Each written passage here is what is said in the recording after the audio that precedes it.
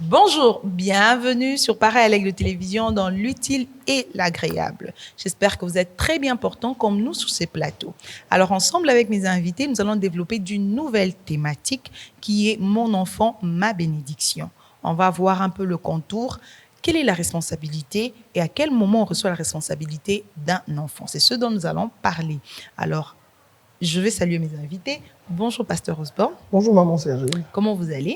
Dieu fait grâce. Nous sommes heureuses de vous retrouver avec nous aujourd'hui. C'est toujours un plaisir de me sentir. Merci beaucoup. Pasteur Moïse, comment vous allez? Dieu nous fait grâce, Maman Sergine. Ça va très bien. Amen. Nous bénissons aujourd'hui particulièrement, j'ai envie de bénir tous les peuples de Dieu dans le monde en général, mais particulièrement les enfants de l'Église chrétienne. Donc, je vous envoie un shalom chaleureux. Et puisque nous parlons des enfants, nous n'allons pas parler des enfants en général, mais nous allons parler des enfants mineurs. Alors, avant cela, nous allons prendre le verset du jour avec le pasteur Osborne. Alors, notre verset du jour, c'est le texte pris du livre des Psaumes, au chapitre 127, le verset 3. La Bible dit ceci: « Voici, des fils sont un héritage de l'Éternel, les fruits des entrailles et une récompense. » Et ce texte est en train de marteler ou de nous montrer l'importance des enfants, l'importance de la descendance, qui dit que tout fils vient de l'Éternel. C'est un héritage que Dieu offre à un homme. Quand Dieu veut emmagasiner l'héritage d'un homme, il lui envoie un fils, il lui envoie un enfant. Et il dit, les fils sont un héritage et les fruits des entrailles sont une bénédiction, sont une récompense. Et ici, on nous montre combien un enfant revêt une grande importance dans une famille. Combien un enfant revêt une grande importance lorsqu'on reçoit cette bénédiction dans notre maison. Donc, dans le cadre de cette thématique, c'est ces textes sur lesquels on va s'asseoir. Combien il faudrait reconnaître dans l'enfant une bénédiction, combien il faudrait reconnaître dans l'enfant que c'est un héritage qui vient de Dieu, et quelles sont les responsabilités qui impliquent cet héritage qui vient dans notre maison, et comment quitter de l'étape où c'est un héritage et en devenant une récompense. Parce que là, on parle des fils qui sont un héritage quand Dieu donne, mais quand ce sont des fruits des entrailles, ils deviennent une récompense. Comment partir de l'héritage à une récompense?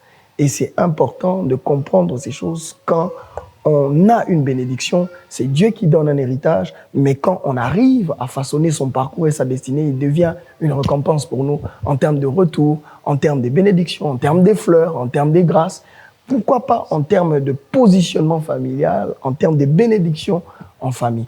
Donc voici un peu de façon ramassée, Maman Sergine, la substance de la thématique. Merci beaucoup, Pasteur Osborne. Alors, l'enfant, il s'agit d'une personne qui est âgée de moins de 18 ans. Mais cette personne, lorsque l'enfant naît, quelles sont les responsabilités qui incombent aux parents? Comment cette personne doit être encadrée? Parce qu'il a besoin d'encadrement, il a besoin de beaucoup de choses pour pouvoir s'épanouir dans la société et devenir quelqu'un d'utile demain. Alors, c'est ce dont nous allons parler. Mais, Pasteur Moïse, je vous pose tout de suite la question. Quand est-ce qu'on devient responsable d'un enfant? Merci beaucoup, Maman Sergine, pour la question. Grande ma joie de partager ce plateau ici avec le révérend Osborne. Je suis très content pour sa présence. Merci. En passant, c'est un homme qui m'a encadré et qui m'a appris la parole de Dieu. Amen. Et aujourd'hui, c'est un plaisir pour moi de partager ce plateau avec lui. Alors, revenons à la question, Maman Sergine, quand est-ce qu'on devient responsable des enfants? Vous verrez qu'à chaud, certains vont dire que lorsque tu as un enfant avec toi, et permettez-moi de revenir pour vous dire qu'on devient responsable des enfants avant même que l'on puisse avoir ces enfants avec nous. Vous savez, la logique avec Dieu, c'est que Dieu prépare toujours une personne avant de lui donner quelque chose. L'enfant est tellement précieux que Dieu ne donne pas à n'importe qui et n'importe comment. Vous voyez un peu? Dieu prépare la personne. Dieu veut que la personne se prépare à recevoir quelque chose, que la personne s'organise. Vous voyez un peu? Donc, celui qui veut avoir des enfants commence déjà à être responsable déjà dans sa pensée, commence déjà à s'organiser déjà autour de lui pour recevoir les enfants. Vous voyez, je lisais un jour Je lisais un passage dans, je crois, Isaïe chapitre 54, et il me parle au stérile, il dit, réjouis-toi stérile. Mais plus bas, il dit, toi qui n'enfantes pas, élargis ta tente. Tu vois, élargis ta tente, organise-toi, crée de l'espace pour les enfants que tu auras. Tu vois un peu ça. Donc, ce n'est pas quelque chose où tu dois te réveiller. Bon, ça va, j'ai envie d'avoir des enfants. Ok, ça va. Tu les mettras où? Tu as les moyens pour les scolariser. Spirituellement, est-ce que tu es mature? Donc, tous les contours. Est-ce que les gens se posent vraiment ces genres de questions-là? C'est ça la question qu'on doit se poser. Parce que tous ces contours comptent. Voyez un peu. Lorsque tu ne te poses pas ces questions, tu seras en train de conduire un enfant comme deux aveugles qui sont en train de marcher. Vous allez finir où? Dans un trou. Fossé. Vous voyez, maman Sergine. Oui. Donc, je me redire ici que la responsabilité ne commence pas quand tu as conçu, encore moins quand tu as déjà enfanté, mais avant même, quand tu décides de devenir parent, quand tu as à cœur de devenir parent, la responsabilité commence déjà. Et j'aimerais aussi ajouter à cela, il y a aussi la responsabilité lorsqu'on, pas forcément on a accouché un enfant, ou on l'a reçu.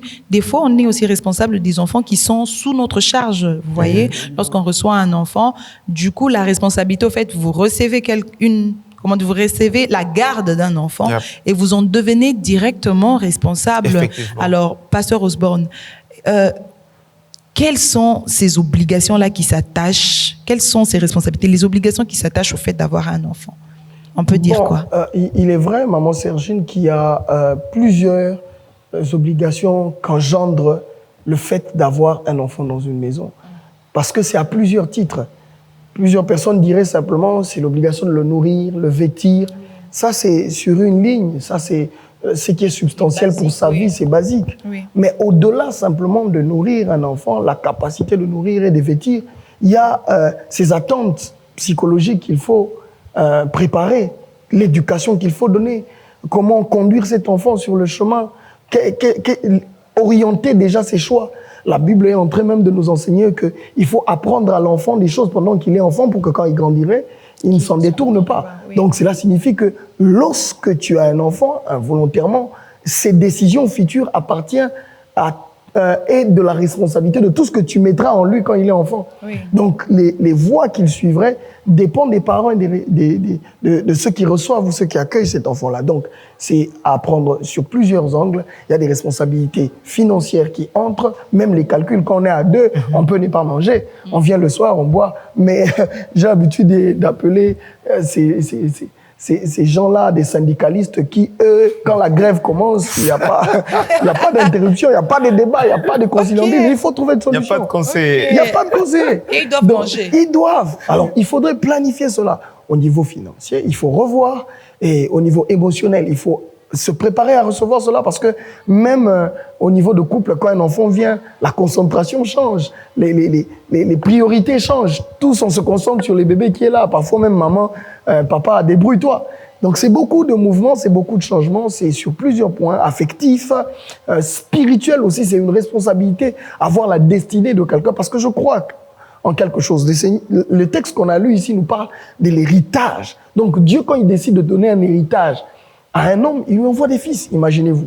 Donc cela signifie que quand tu as un fils, tu constitues un héritage, une récompense à venir. Tu as les obligations, tu dois s'aimer des choses, tu dois investir dedans pour que demain, ça devienne une récompense, ça te reproduise des choses, maman Sergine. Donc, non seulement financier, émotionnel, spirituel, c'est toutes ces obligations qui s'engendrent. Éducationnelles, donc dans sa psychologie, au niveau de son âme, préparer son chemin de l'école, préparer tout ça. Donc, c'est tout ce mélange, c'est que vous allez investir en lui. Plusieurs obligations.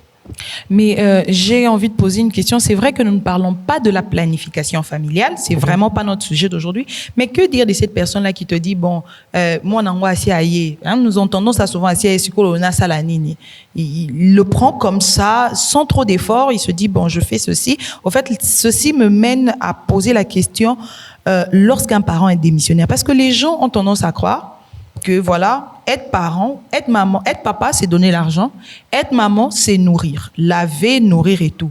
Mais est-ce qu'une personne est formée, un enfant est formé simplement par le fait qu'on pourvoit à son manger et à son vêtir? Est-ce que c'est ça? Ça se limite seulement à ce niveau-là? Ou quand un parent est démissionnaire, comment ça se passe? Quelles sont les conséquences, Pasteur Osborne? J'ai envie de dire que les conséquences à ce niveau, c'est vraiment désastreux quand on ne prend pas conscience de responsabilité que Dieu met dans le ménage quand un enfant vient.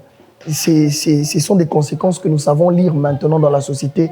Nous voyons des koulouna, nous voyons des bandits, nous voyons tout ce phénomène, nous voyons des formes de déviation. Et même tout ce que vous voyez comme déviation sexuelle, ça provient de l'irresponsabilité. Et lorsque les parents démissionnent, toutes ces déviations sexuelles, tout ça, ça vient de là. Qu'est-ce qu'on a investi en eux? Parce que lorsque déjà un enfant ne va pas à l'école, vous êtes incapable d'assumer cette obligation de l'envoyer à l'école, cela a pour conséquence que demain, vous ayez un illettré qui va vous produire difficilement quelque chose. Il ne sait pas lire, il ne sait pas écrire. Vous attendez à quoi? Vous avez ralenti, vous avez réduit la vitesse de l'évolution de cet enfant-là. Quand vous voyez un enfant qui ne sait pas manger, vous êtes sûr qu'il va mourir de faim. Vous allez le tuer avant le temps. Donc, c'est surtout ce point-là, ce sont des conséquences désastreuses. Et pire, il y a une subtilité que le diable utilise que l'on ne sait pas voir. C'est au niveau du psyché, de l'âme de l'enfant, des émotions et au niveau spirituel. C'est un grand danger. Parce qu'aujourd'hui, on croit qu'il n'y a pas d'enfants sorciers. Non, il y en a. Lorsque vous laissez, vous ne savez pas contrôler la spiritualité de vos enfants, ils sont à la merci de tous les mâles, de tout problème, de tout contact spirituel. Ce sont des êtres fragiles. Et vous voyez comme ça, vous voyez un enfant, mais vous avez légion dans la maison. Ce sont des esprits qui logent dedans. Ce sont des dégâts et vous ne comprenez pas comment les choses n'évoluent plus. Comment, au lieu que ça devienne un héritage et une récompense, ça devient un poids, un fardeau. Je vous dis, parce que vous n'avez pas tenu compte de tout cela. Quand vous démissionnez, vous voyez des enfants faire à peine il a 13 ans, ça devient une fille mère. Et vous prenez la charge et de l'enfant et du petit enfant.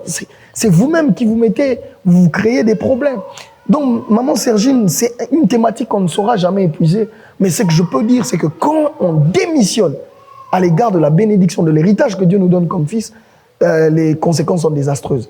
Parce que demain, on crame, demain, on crie. Et parfois même, parce que c'est un héritage, si vous bouffez l'héritage, vous éteignez votre nom dans le temps. Bien. Donc, quand vous négligez la responsabilité à l'égard des enfants, vous avez décidé de vous éteindre dans le temps. Parce que le but, c'est que les enfants doivent enterrer les parents. Et vous risquez d'enterrer les enfants avant vous. Et vous n'aurez plus d'enfants, toute une génération sera perdue. Et votre nom va disparaître dans le temps. Parce que l'héritage a pour but d'être perpétué. Quand Dieu vous donne, vous transmettez de génération en génération. C'est très bien. Et bien voilà, quand vous n'arrivez pas à assumer cette responsabilité, vous avez décidé d'éteindre votre succession, d'éteindre votre descendance. Et vous verrez comment la plus grande problématique avec Abraham dans la Bible, ce n'était pas d'avoir des richesses. Il demandait à Dieu une descendance, il demandait à Dieu un héritage. C'est comme s'il disait à Dieu, mais il dit autrement, il dit, mais à qui laisserai-je tout ce que j'ai ici? Qui prendrait ça? Parce qu'au fait, l'héritage, ce ne sont pas les biens. L'héritage, c'est ceux qui héritent les biens. Qui peuvent perpétuer ces biens, qui peuvent continuer ce nom-là. Sinon, c'est tout un vide. Voyez-vous, c'est une grande problématique et une grande question. Aujourd'hui, il faudrait que l'Église revienne le dire. Il faudrait que l'on puisse sensibiliser sur l'importance d'éduquer, de remplir notre rôle, de pleinement jouer notre rôle des parents et de ne pas prendre cela à l'aventure. Vous savez, quand vous voyez des enfants jetés en route, vous voyez des enfants, ça fait très mal. C'est parce que ces personnes n'ont pas été conséquentes. Exactement. Alors que la gouvernance de demain, c'est ce que vous produisez aujourd'hui. C'est ce que vous produisez aujourd'hui, exactement. Donc, les rois de demain, c'est ce que vous façonnez aujourd'hui. Okay. Et quand vous ne façonnez rien, ne dites pas que nous, on a échoué et qu'ils vont réussir si vous avez échoué. Le meilleur moyen de ne pas faire échouer, c'est de préparer, de planifier leur lendemain. De préparer les leaders de demain. D'investir en eux, pas simplement dans l'argent et financièrement, mais aussi, au-delà du finance, dans l'âme, dans la personne intérieure, dans l'humain. J'ai envie de dire deux choses. Alors, la première chose que je vais dire, c'est il y a des gens qui se disent, ben moi j'ai souffert, alors je veux pas que mes enfants souffrent. Je veux mettre à leur portée tout ce qui leur permettra d'être aisés, d'être bien. Il met les enfants dans des conditions, mais sans veiller sur ces conditions-là. Parce qu'on a une jeunesse aujourd'hui à laquelle on doit parler. La première chose. La deuxième chose, il y a une phrase que l'on dit souvent, on a un enfant, on a beau faire ce qu'on a à faire, il est né avec son cœur. Ou les autres vont dire, voilà, la personne n'est bon, mais c'est la société qui la déprave. Toutes ces phrases-là, pasteur Moïse, qu'est-ce que vous voulez dire? Le pasteur Osborne va ajouter quelque chose. Merci beaucoup, maman Sergine. Par rapport à tout Toutes ces phrases que nous entendons là, il y a lieu de dire que ce que tu donnes à l'enfant, c'est ce qu'il devient. Ok. Vous voyez un peu? Ce que tu ne donnes pas à l'enfant, il est difficile qu'il le devienne. Vous voyez?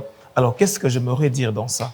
Lorsque tu as un enfant dans ta maison, la Bible dit que instruis l'enfant dans les chemins qu'il doit suivre et quand il sera grand, il ne s'en détournera pas. Le problème, c'est lequel? Lorsque tu instruis l'enfant dans les chemins de Dieu, l'enfant est saturé de la vie de Dieu.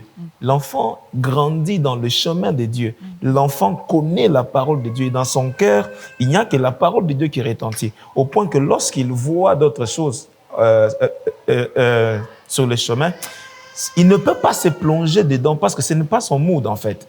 Vous voyez un peu? Il dit non, non, moi j'ai grandi dans un système quelconque. Et ce que vous me présentez ici, c'est un feu étranger. Je ne vais pas me mêler dedans. Vous voyez un peu? Et ça, c'est ce que les parents, nous devons faire aujourd'hui. Vous verrez qu'il y a de ces parents qui se disent, bon, ça va, j'ai des enfants, je me contente que de les scolariser, de les vêtir, et puis c'est fini. Ok, ça va. Quand il va manger, quand il va boire, quand il va étudier, tu es sûr qu'il va rencontrer personne sur le chemin, qu'il ne va rien voir à la télé, qu'il ne va rien entendre? Vous voyez un peu ça? Les études, le vêtement, c'est bien, mais tout est canalisé par le spirituel, par la parole de Dieu que tu reçois, par le Seigneur que tu places dans la vie de l'enfant. D'où là, vous nous dites la place de Dieu dans la vie d'un enfant, c'est Primordial, important. maman. Très important. Vous voyez? C'est la place la plus capitale que Dieu, que nous devons réserver à Dieu dans la vie de l'enfant. Je vais vous prendre un peu les mots. Yeah. Là, vous dites la place de Dieu dans la vie d'un enfant.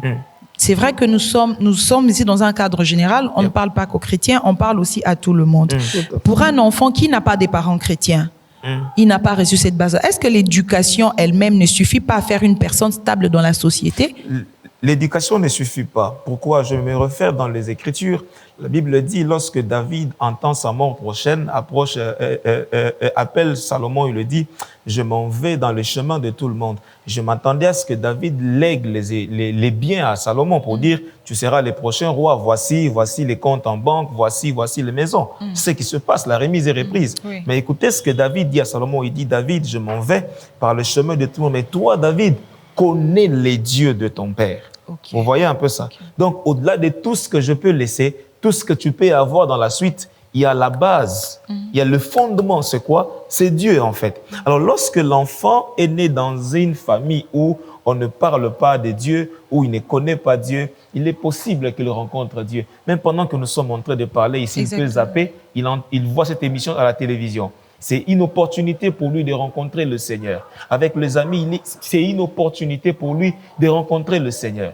Vous voyez un peu? Aujourd'hui, nous avons les églises presque partout. Vous voyez? Tu peux arriver quelque part, tu entres, tu pries, ou tu cherches Dieu. Vous voyez un peu ça? On parle de Dieu. Tu es là sur la télévision, sur Internet. Dès lors que tu entends parler de Dieu, ne passe pas à côté de l'opportunité que tu reçois. Ne passe pas à côté, s'il te plaît. Va. Saisis ces moments-là et apprends. Vous savez, maman, il y a de ces personnes qui vont vous dire, même en termes d'éducation, ils vous disent, il est né et à 5 ans, 6 ans, devenu orphelin. Alors qu'il a éduqué. Il s'est dit, quand c'est l'autre parent qui conseille son ami, alors il va, il prête l'oreille, il entend. Et c'est comme ça qu'il a grandi. Okay. Il est devenu très bien éduqué. Donc, de la même manière que cette personne a reçu l'éducation par les paroles des autres personnes, il est aussi possible que tu rencontres Dieu, même en passant. Tu entends quelqu'un en train de prêcher, saisis l'opportunité, reste là. Okay. Reste là. Je reviens pour dire ici aux parents, vous voyez, lorsque Josué se lève un jour, il dit, oh, écoutez, choisissez aujourd'hui si vous voulez servir d'autres dieux, mais moi et ma maison, nous servirons l'Éternel. Il pose les fondements. Il n'est pas en train de dire que ceux qui sont chez moi ont le choix. Parce que beaucoup de parents, c'est comme ça aujourd'hui. Bon, ça va, je reviens. Bon, je mange, et puis je dors, je prie, et puis je dors. Non, non. Il va apprendre à prier chez qui et comment? Vous voyez un peu ça? Ce que les parents doivent faire, c'est quoi? C'est conduire les pas de l'enfant. De la même manière, tu l'apprends à marcher. Apprends-le aussi à prier. Apprends-le aussi à lire la parole de Dieu. Apprends-le. Je bénis Dieu ici à l'Église chrétienne, excusez-moi, je m'appelle Moïse. Donc, comprenez que même dans mon langage, que je passe le Moïse. On vous le passe. Okay. Je bénis Dieu parce que ici à l'Écodie, ici à l'Église chrétienne, nous avons le temps de de donner des versets, d'apprendre aux enfants la parole de Dieu. Ok. Vous voyez, il peut avoir un verset, les rentre, vous pensez que c'est un simple verset, mais c'est quelque chose qui est gravé dans son cœur. Oui. Dans des jours qui vont suivre, il va commencer à réciter cela et à vivre selon ce qu'il a vu. Ok. Lorsque vous lisez Deutéronome, j'aimerais finir avec ça, Dieu est en train de parler à l'homme. Il parle aux hommes, il parle, et à la fin, il dit, et ces commandements que tu as entendus de moi, tu les inculqueras à tes enfants. Ok. Ouais. Il ne dit pas que tu les présenteras à tes enfants, non. Tu les inculqueras. Ça veut dire de gré ou de force. Tu as l'obligation de les donner ça. Tant qu'ils sont chez toi, ces choses que tu as entendues de moi, donne-leur. Donne-leur. Vous voyez un peu? Oui. Ce n'est pas que non, je l'avais donné puis il a refusé. Non, parce que le premier pasteur de l'enfant, c'est qui? C'est son père. C'est son père, C'est sa mère. Vous voyez un peu? Donne-lui ça. Et dans la maison, comment tu peux être dans... Tu es chrétienne, dans ta maison, tu es là, tu as saturé ta maison par les photos des joueurs, les photos des coiffeurs, des modèles, et puis il n'y a pas un verset biblique, il n'y a rien. Bon, l'enfant grandit comment? Ok. Il grandit comment? Demain, il te dit, bon, ça va, je ferai telle coiffure. Comment il le fait? Le matin, quand il se réveille, il voit ça. Il se réveille, il voit ça. Mais quand dans ta maison, il y a au moins l'atmosphère de Dieu, il y a un verset, il y a et tout. Quand il grandit chez nous, j'ai grandi dans ça. C'est un style de vie. Et demain, quand il grandit, il saura le dire à ses enfants, aux enfants de ses enfants. Ça part et une génération. Et maman Sergine, en ajoutant, vous avez parlé des adages qui parfois lavent ou reconfortent les parents quand ils échouent, que c'est pas eux qui façonnent les cœurs. En fait, les buts pour Dieu quand il envoie un enfant, c'est pas que les parents façonnent les cœurs. Oui. Non. Dieu donne déjà les cœurs. Dieu prépare, Dieu a la capacité de faire tout. Ok. Mais quand il te donne un enfant, c'est qu'il te donne la capacité de réduire la marge du risque. Ok. En jouant ton rôle, parce que l'être a été créé à l'image de Dieu, capable de choisir. Mais simplement, lorsqu'il est enfant, sa volonté est obscurcie ou n'est pas totale. Oui. Alors, tu peux, c'est pourquoi moment-là. il faut investir quand il est enfant. Ok. Parce que ça peut lui donner ce qu'on appelle des balises dans la vie. Ok. Au moment où il sera apte ou à même de choisir, il aura certaines référentiels qui vont permettre que quand il veut choisir, qu'il choisisse Dieu. Parce qu'au fait, au finish, c'est l'enfant qui choisira quand il sera adulte. C'est l'enfant, c'est l'être humain qui choisit librement. Mais quand le parent assume son rôle, c'est qu'il a balisé le chemin de l'enfant. Il a réduit la marge du risque. Il a donné ce qui convient à l'enfant. Et après, Dieu fait sa part, parce que sinon, on risque de dire que tout revient sur les parents. Non, non, non. Les parents ont une grande partie, ont un grand rôle à jouer, mais Dieu a sa part des choses. Comment? Alors, c'est important. Alors là, je vais poser une question qui va vraiment nous emmener. Cette question, c'est une question d'équilibre, Pasteur Osborne. Alors, je dis encore une chose. Il y a quelqu'un qui te dit, mais ceux qui n'habitent, ils vont pas manger. Je dois sortir. Aujourd'hui, avec les avancées, la rapidité que nous avons, tu ne peux pas rester à la maison. Maman doit aller vendre du matin au soir. Papa doit aller chercher l'argent et tout. Il n'a pas le temps d'être là et de surveiller comment il va faire. Ça, c'est la première question. La deuxième question, l'équilibre. Parce qu'aujourd'hui, nous avons des enfants rebelles qui deviennent rebelles soit par l'attitude de leurs parents ou carrément, ils ont seulement cette nature-là rebelle comme... C'est vrai que les enfants, ils ont une nature rebelle comme ça. Alors... Quel est l'équilibre que doit avoir un parent? Est-ce qu'il doit être trop dur? Parce qu'il y a des enfants qui se sont détruits, qui sont devenus hypocrites. Je veux parler de l'hypocrisie ici. Il y a beaucoup d'enfants qui ont développé l'hypocrisie parce que les parents, ils ont trop pété là. Et il y a d'autres qui sont carrément détruits parce que les parents ne sont pas du tout là. Alors, on fait quoi? Je commence par vous, je termine par le pasteur Moïse. Bon, je veux quand même m'y lancer. Maman Sergine, là, je crois que vous êtes en train de parler du mécanisme que l'on installe pour éduquer l'enfant. C'est toujours dans la responsabilité. Oui, toujours dans la responsabilité. Toujours dans la responsabilité. Mais comment il faut fonctionner pour couvrir l'enfant, ne pas être trop dur? Tout d'abord, vous avez commencé par les réalités, le contexte de vie. Et après, c'est que l'on offre. Oui. Alors, je prends la marge sur le contexte des vies. Il est vrai qu'avec la vitesse du moment, il faut aller chercher, il faut aller se débrouiller. Mais c'est comme ça que Pasteur Moïse a précisé. Avoir des enfants, c'est pas quand on les a qu'on commence à décider d'aller chercher. Okay. il faudrait que l'on soit conséquent. Dès que l'on a l'idée de concevoir ou de faire des enfants et qu'on demande à Dieu, il faudrait que l'on planifie, il faudrait que l'on sache comment il faut faire. Il faudrait que l'on trouve, moi et madame, un équilibre. Sinon, on risque de passer toute la vie au travail et éteindre ce pour quoi on a travaillé. Oui. C'est comme ça que vous verrez des parents passer toute leur vie à vraiment bâtir un héritage et transférer au vide. Ça signifie que quand ils laissent cet héritage, c'est la bagarre qui se déclenche. On vend stratégiquement tout par les soi-disant héritiers. Ils vendent tout, ils se battent entre eux, ils s'entretuent pour des choses pour lesquelles on ne les a pas préparés. Vous voyez? Donc il faudrait non seulement aller, mais faire un équilibre. Faire tout pour qu'on est à deux, que l'on sache trouver l'équilibre, le juste milieu, pour arriver à offrir les meilleurs émotionnellement, physiquement, pour un bon épanouissement spirituel. Surtout nous, les parents chrétiens. On ne prendra pas pour justification de l'échec le fait que le temps sont durs. Voyez-vous? Et après, lorsqu'on parle de l'équilibre dans ce qu'on donne aux enfants, la Bible dit, maman Sergine, dans Hébreu, Jésus, l'Éternel qui parle, si vous êtes exempt du châtiment dont tous on part, vous n'êtes pas fils. Et dans Proverbe, on nous rappelle combien il ne faut pas épargner la verge de l'enfant. Ici, nous montons au créneau pour dire, faites attention, avec tout ce que vous suivez à la télé, le mood d'éducation qu'on nous propose, et on est en train d'engendrer des enfants rois, des enfants qu'on n'éduque pas, mais des enfants qui nous conduisent, et sous des normes qu'on établit qui augmentent leur puissance, qui augmentent la notion de l'autodétermination. L'enfant peut choisir, il est libre. Non.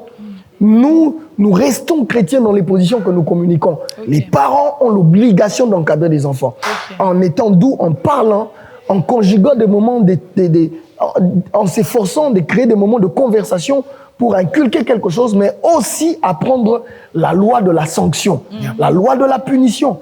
Mais pas seulement punir, pas taper, mais recadrer, au fait. Même s'il faudrait le fouet. Corrige l'insensé. La Bible dit même que la folie est attachée au cœur de l'enfant. Effectivement, c'est ce que vous dites, quand l'enfant naît, il est fou. Oui. Donc, seule la verge peut corriger. Donc, on ne dit pas qu'il faut tuer l'enfant. Tu brises les bras de l'enfant. Oui, il y a des gens comme ça. Hein? Tu vois, ils tapent l'enfant, même toi là où tu es, tu sens ton cœur. Non, c'est la notion de la proportionnalité. Un père qui aime l'enfant, même quand il frappe, il a mal. Mais il voit que le but est supérieur à l'action. Ça signifie qu'il sait qu'il le fait pour un bien. Parce que s'il ne le fait pas, c'est qu'il n'est pas conséquentiel. Et l'enfant va dire, moi, on ne me tape jamais, on ne m'a jamais touché. Chez nous, moi, chez nous. Et après, c'est une mauvaise éducation qu'on a alignée stratégiquement sous un bon français, sous une forme moderne. Non, on rend des enfants têtus. Il faudrait être équilibré, la verge, la conversation, mais pas la verge qui tue, pas la verge qui détruit l'enfant, mais qui emmène l'enfant à la correction, la conversation, et mettre vraiment des valeurs, et par-dessus tout, l'éducation biblique. Amen. Montrer la vie chrétienne, communiquer la vie spirituelle, et aussi prier pour eux, parce que certaines choses ne dépendent pas forcément de nous. Et même quelques manifestations des enfants sont attachées à leur destinée. Il y a d'autres qui sont agités, il y a d'autres qui sont brutales, il y a d'autres qui sont anticipateurs, il y a d'autres qui sont provocateurs. Ça reflète même ce qui sera demain. Tous les enfants agités. Alors l'enfant, vraiment, il faut demander à Dieu du tact, la capacité de lire l'avenir et la destinée de l'enfant dans son âge. Voilà un peu ce que je voulais dire. Exactement, Pasteur Moïse, je reviens à vous. Maman Sergine. Parfois, mais c'est très difficile de parler après le révérend comme il a tout dit. Non, mais on a quand même quelque chose qu'on va ajouter. Effectivement, par la grâce de Dieu, la beauté, c'est que nous avons la même source qui est le Seigneur. Exactement. Et qui nous donne toujours quelque chose à dire. Alors, la Bible dit dans Éphésiens, chapitre 6, vous voyez, il commence par dire, enfants, obéissez à vos parents selon le Seigneur. Et plus bas, il reprend aussi les parents. Il dit, et vous, pères, n'héritez pas vos enfants. Ça, c'est les côtés qu'on ne nous dit pas trop. Vous voyez, on est seulement l'enfant. Oui, c'est bien. Nous, on doit obéir, on doit rester là. Mais il y a aussi une autre page qu'on doit ouvrir. Et vous, pères, n'héritez pas vos enfants. Vous voyez, il y a des parents aujourd'hui qui inculquent le mal dans les enfants. Ce n'est pas qu'ils l'envoient va faire le mal seulement, bien qu'il y en a aussi qui font cela. Mais lorsque tu es en train de corriger l'enfant, ne le détruis pas. Parce qu'en corrigeant, tu peux aussi détruire. Qu'est-ce que tu fais? Tu le frappes, c'est bien. Tu accomplis la parole de Dieu. Mais après, qu'est-ce que tu fais? Est-ce que l'enfant a compris pourquoi tu l'as frappé? Et après, qu'est-ce que tu lui dis? Vous voyez un peu? Certains, quand ils le frappent, ils l'insultent. Ils oublient que quand tu insultes l'enfant, tu colles quelque chose dans la vie de l'enfant. Et demain, il devient ce que tu as dit. Ces qualificatifs-là. Vous voyez? Je connais un parent, un enfant qui, lorsqu'on le frappait, les parents insultaient toujours. Alors un jour, il commet une bêtise, son père, sa mère le frappe, mais ne l'insulte pas. Il se dit, il dit, oh, on m'a pas insulté aujourd'hui. Donc l'enfant s'étonne, il dit, oh, on m'a pas insulté aujourd'hui. Donc c'était une habitude, une vie comme ça. Et ces insultes-là ont créé des blessures dans la vie de beaucoup d'enfants. À la place de corriger, ils ont détruit. Oui. Vous voyez un peu? Des blessures. Et ces complexes d'infériorité. Ah non, quand moi, mes parents me disent déjà, je suis vilain, je suis pas beau, je suis pas intelligent, je suis comme ça. C'est resté comme ça. Vous voyez un peu? Et là, ça donne un grand travail au pasteur pour commencer à prier, relever, voilà. Mais le problème, c'est quoi? C'est que c'est le père ou la mère qui a fait quoi? Qui a détruit son enfant avec l'idée de corriger, mais en le faisant mal. Mais lorsque tu corriges l'enfant, corrige-le selon le Seigneur. Tu le frappes, après tu lui dis, regarde, tu t'as payé pour ça, ne le fais pas. Voilà. Notre père nous dit toujours que lorsque papa le frappait, maman prenait la Bible pour le dire, voilà, ton père t'aime.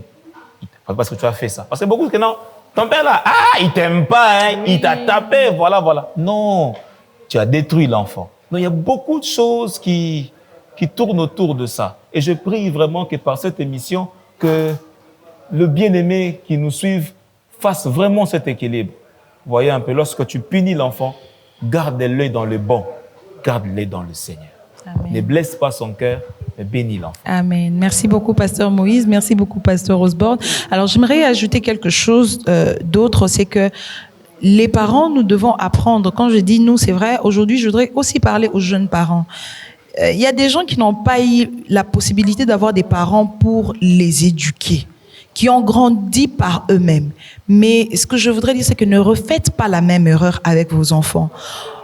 Le côté intellectuel de la personne, nous avons aujourd'hui l'Internet, la possibilité d'apprendre beaucoup de choses. Vous pouvez apprendre des bonnes choses à vos enfants avec l'évolution, la modernisation du monde. Mais le côté spirituel est très important. Vous devez prendre en charge vos enfants, jeunes, vieux. Oui, il y a l'ancienne époque, les parents, comment ils avaient l'habitude de prêcher. Tout n'est pas forcément dans le taper, tout n'est pas forcément dans la liberté que l'on laisse aux enfants. Soyons équilibrés par rapport à l'éducation des enfants. Veillons-y avec un grand intérêt parce qu'il s'agit de notre héritage, comme le pasteur Osborne a eu à le dire. Mais aussi un élément important, je pense, c'est l'équilibre entre les parents, le père et la mère. On a tendance à voir certains parents, papa est très lâche. Laisse les enfants, ça fait rien. Et maman, elle est tout le temps là en train de faire le boulot parce que c'est la maman. Comme on dit un peu, ce sont tes enfants. Fais ton travail et tout. Après, quand ça va pas, c'est la responsabilité, ce sont les enfants de maman. Ou vice versa, vous avez une maman hyper large qui ne s'occupe même pas des enfants, qui rigole quand les enfants sont en train de faire des mauvaises choses, alors qu'elle devrait être là pour redresser. Et le papa qui est très, très dur, ça crée, au fait, entre les parents, avoir cette cohésion-là entre les deux. Prenez des décisions ensemble. C'est pas quand l'enfant va chez papa, il se sent bien, quand il va chez maman, il se sent mal, ou vice versa. Donc, quand les parents sont équilibrés, les enfants ont une seule éducation, ils grandissent bien. OK, ils grandissent bien. Donc voilà cet élément que j'allais ajouter. Mais aux enfants, aujourd'hui, vous avez eu la grâce d'avoir le pasteur Moïse, les pasteurs des enfants, et d'avoir le pasteur Osborne, notre cher papa, qui nous ont apporté beaucoup de choses par rapport à l'éducation et à la responsabilité des enfants. J'espère que cela vous aura béni. Nous allons prendre les versets du jour avant de pouvoir nous séparer.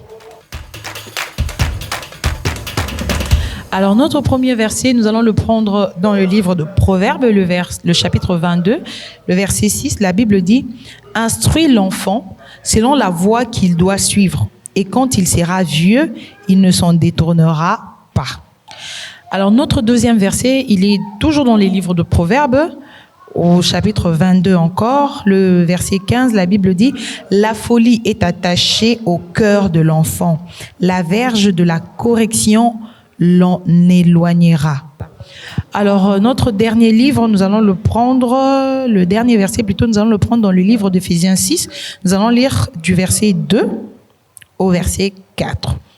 La Bible dit, honore ton père et ta mère, c'est les premiers commandements avec une promesse. Et le verset 3 dit, afin que tu sois heureux et que tu vives longtemps sur la terre. Le 4 dit, et vous, pères, n'irritez pas vos enfants, mais élevez-les en les corrigeant et en les instruisant selon le Seigneur. J'espère que ces versets vous auront béni et constitueront un dépôt auquel vous pourrez vous référer en tout temps. Pasteur Osborne, Pasteur Moïse, nous sommes à la fin de cette émission. Est-ce que vous avez quelque chose à ajouter pour que nous puissions bénir le peuple de Dieu? Pasteur Moïse. Merci, Maman Sergine. Alors, ce que je peux dire, c'est que aimons nos enfants, protégeons-les et conduisons-les dans les chemins du Seigneur Jésus-Christ, car ce sont de bénédictions. Et par eux, le Seigneur a permis que nous puissions avoir un héritage. En tout cas, que la main du Seigneur soit sur vous et que Dieu vous bénisse. Amen. Pasteur Osborne. Alors, quant à moi, je veux dire à une famille, à un père, à une mère qui est en train de m'écouter, de me suivre en ce moment, je veux te rassurer quelque chose. Que Dieu peut te doter de tout aujourd'hui. Mais tu voudrais avoir un nom qui se pérennise dans le temps. Tu dois investir dans les enfants. Tu voudrais à jamais avoir un héritage qui se transfère de génération en génération. Décide de prendre tes responsabilités à l'égard de tes enfants et le Seigneur te bénira. Investis des bonnes choses. Investis des bonnes ressources dans l'homme qui est l'enfant. Et le Seigneur te récompensera parce que je crois qu'un héritage doit devenir une récompense. Que le Seigneur vous bénisse. Amen. Amen. Mon enfant, ma bénédiction. N'oublie pas que ton enfant est ta bénédiction. Nous espérons vous avoir arrosé suffisamment avec tout ce dont nous avons parlé sur ce plateau, dans l'espoir de vous retrouver très prochainement dans l'utile et l'agréable. Shalom chez vous.